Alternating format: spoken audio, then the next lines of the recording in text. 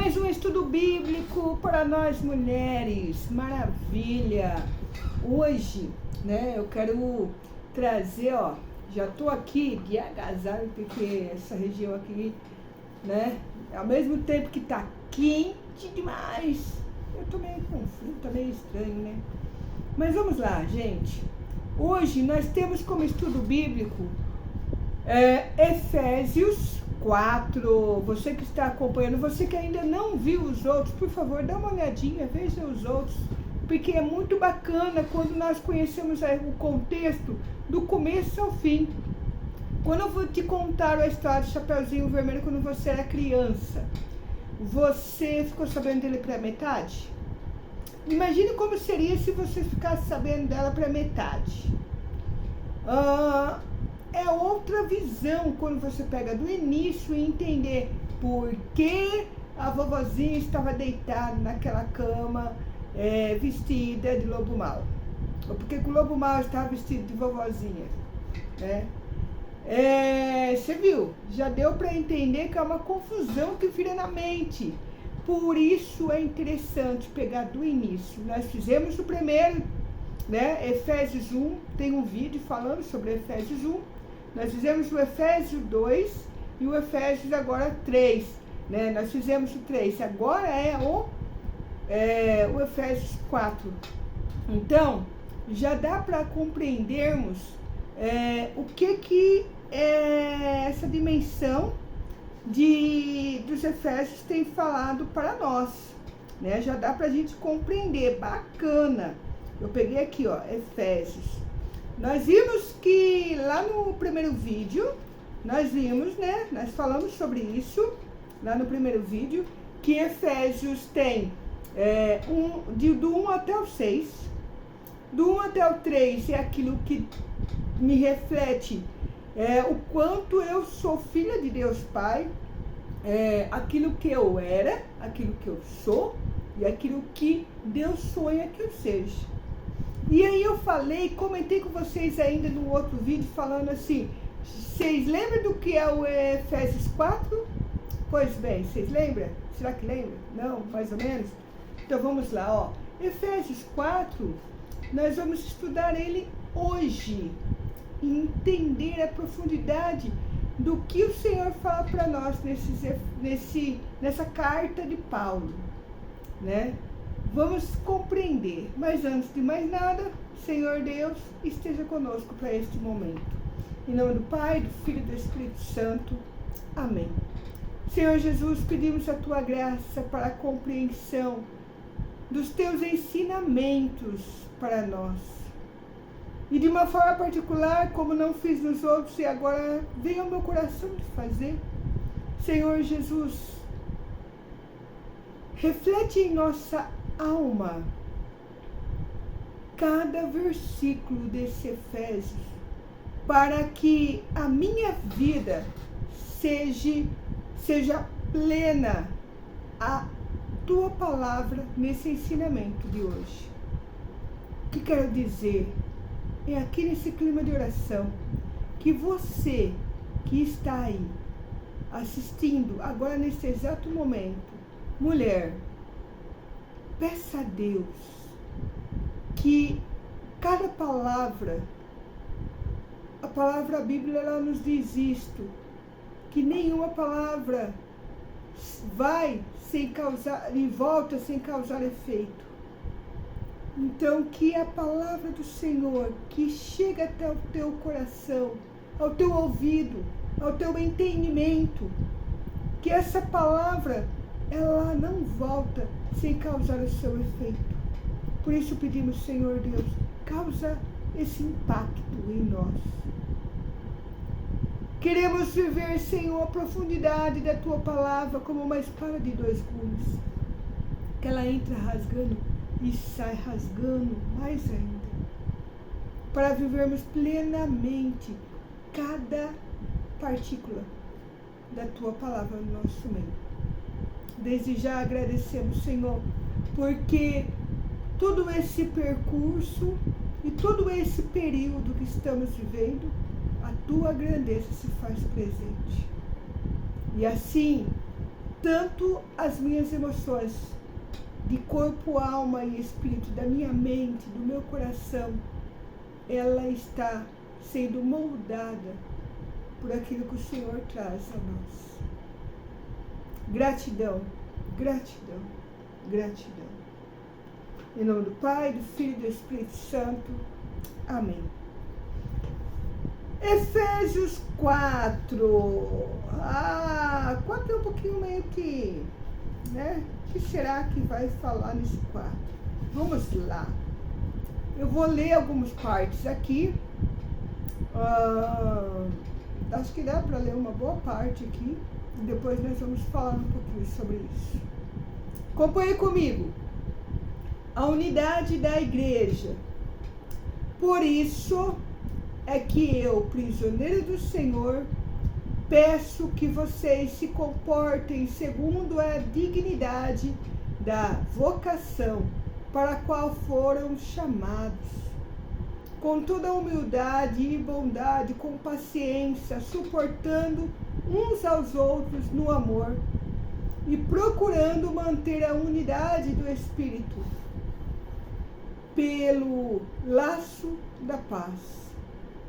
Há um só corpo e um só Espírito, como também uma só é a esperança da vocação com que vocês foram chamados.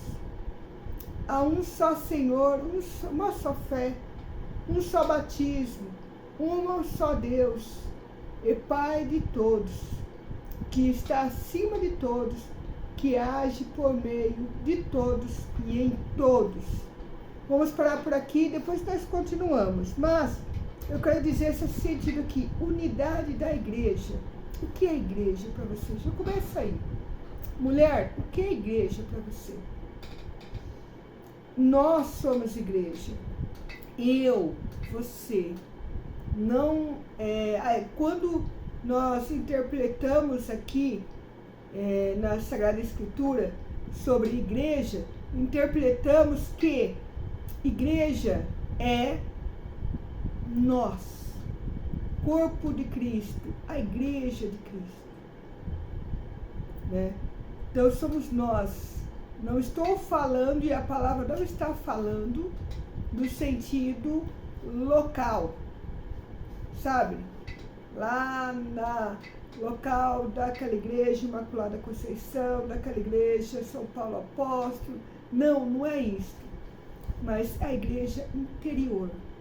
E quando nós pegamos nesse sentido de igreja interior, que todos nós somos igreja, olha só o que fala aqui.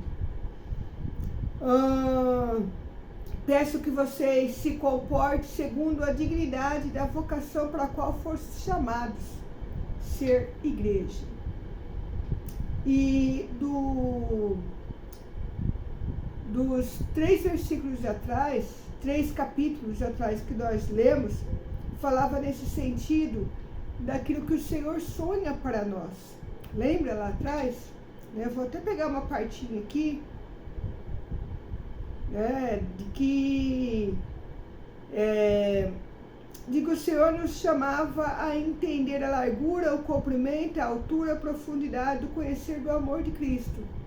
E que o nosso, nós comentamos sobre isso, que o nosso propósito tem que levar-nos ao propósito, a nossa vocação, nosso chamado tem que levar-nos ao propósito de Deus, né? Então, quando nós ouvimos falar nesse sentido, comporte-se segundo a dignidade da vocação para a qual foste chamados. A nossa vocação, o nosso chamado tem que me levar a Deus. Aquilo, aos sonhos, aos planos de Deus. A vocação de Deus. Nós vimos isso aqui, no 3. E eu não me comporto da maneira que me leva, que a minha atitude me leva à vocação, a Deus. Quando eu não me comporto, em primeiro lugar, eu sou uma mulher cristã, católica, firme, perseverante em Deus ali, de comunhão diária, de adoração eucarística. de rosário diário, e as minhas atitudes não é aquela que me leva, sabe, Paulo falou, eu sou chamado a anunciar o Evangelho. Se a minha atitude não me chama a essa vocação maior de anunciar a Deus, eu tenho que anunciar a Deus com as minhas vestes, com a minha fala, com a minha postura. Sabe aquela pessoa, adolescente, jovem, hoje em dia é muito assim. Acorda tarde, não vai procurar um trabalho, fica só no celular, ou até trabalha, mas em vez de voltar para casa, vai sair para beber junto com as amigas do serviço, vai para a faculdade, para nos barzinhos ao lado. Porque eu sempre me questionei isso, fazendo cursinho, fazendo faculdade, sempre me questionei isso. Por que existe tanto barzinho na frente de faculdade? É tática, porque ali eu sei que eu vou vender, então eu vou abrir o barzinho ali. Mas os abençoados não vão para o estudo. Já pensa, na quinta-feira já começa a sair para beber. E uma mulher que entra nessa postura de, eu vou dizer, essa postura mundana, a sua vocação, o seu chamado não está alicerçado com a sua postura de preguiça, de não assumir a vida. Mas eu estou num diagnóstico de pura depressão. Opa, mas eu quero sair ou quero continuar? Se eu quero continuar, desculpa. Existe aí, em primeiro lugar, um querer. Precisa de um querer. Se esse querer não acontece... Agora, se acontece o querer, opa, então, bora suar a camisa e fazer alguma coisa acontecer. Como? Em primeiro lugar, procure ajuda. É por isso que tem aqui, já quer saber de alguma coisa? Aqui você tem a oportunidade de conseguir uma ajuda de graça. Não é porque não é pago que não tem valor, muito pelo contrário. Cada formação que nós estamos fazendo de estudo bíblico, você está adquirindo uma terapia diária, são gotas de terapia diária para você. Mulher, tomemos postura, que quando o Efésios fala nessa unidade de igreja, nós somos a igreja. Então eu preciso tomar postura daquilo que é a igreja ao redor de mim, que sou eu e você. Essa comunidade, filhas do Pai, é a igreja. Tomemos postura pela vocação para a qual fomos chamados. E aí fala nesse sentido, há um só corpo, um só espírito. No universo, quando há essa comunhão de desejo, só de você que está assistindo, outro está assistindo, gente, você sabe que aí em São Paulo tem alguém assistindo esse vídeo agora, no dia de hoje, em Santa Bárbara tem gente assistindo, em Americana tem gente assistindo, eu sei que lá no Ceará tem gente assistindo esse vídeo, eu sei que lá no Espírito Santo tem gente assistindo esse vídeo. Então, quando se junta não existe espaço, existe uma união de pessoas que querem viver um propósito, de mulheres que querem se desenvolver. Cada um de nós, lá no 7, cada um de nós recebeu a graça segundo a medida do dom de Cristo. Por isso se diz, subindo às alturas, levou presos os prisioneiros e concedeu dons aos homens. O que quer dizer subiu?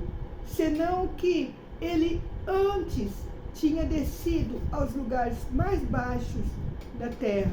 Aqui estamos falando de Jesus. Se ele subiu às alturas, é porque ele desceu. Ele estava no baixo para depois subir. Você não tem como subir nas alturas se você já está nas alturas. Não. Você só sobe se você está. Isso chama lógica bimodal. Já comentei sobre isso em alguns momentos de estudos nossos. E o Senhor viveu esse processo. Nós também precisamos viver este processo. Para subir, preciso estar embaixo. E é a ação de Deus para conosco. Vamos pegar aqui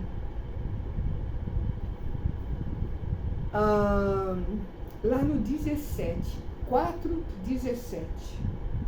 Portanto, digo e afirmo no Senhor, não se comporte mais como gentios, que vão atrás dos seus pensamentos vazios. A mente deles fica cega e estão longe da vida de Deus, por causa da ignorância que há neles e pela dureza de seus corações. Eles se tornaram insensíveis e se entregaram à libertinagem e à prática insaciável de todo tipo de impureza. Abandone, lá no 25. Abandone, portanto, a mentira, cada um diga a verdade, e seu próximo a seu próximo, porque somos membros uns dos outros. Se ficarem irados, não pequem, que o sol não se ponha sobre a ira de vocês, e não dê oportunidade ao diabo, que roubava ao diabo. Quem roubava, não roube mais. E aí começa a dizer algumas atitudes para se fazer. Mas eu quero parar aqui só para a gente alertar uma questão. Vou pegar aqui no 23, vamos lá. Não, 24. Revista-se do homem novo, criado segundo Deus, na justiça e santidade da verdade. Quando a palavra fala o homem novo, no caso ele está falando aqui, você, mulher nova. Revista-se dessa mulher nova que Deus está te conduzindo a viver.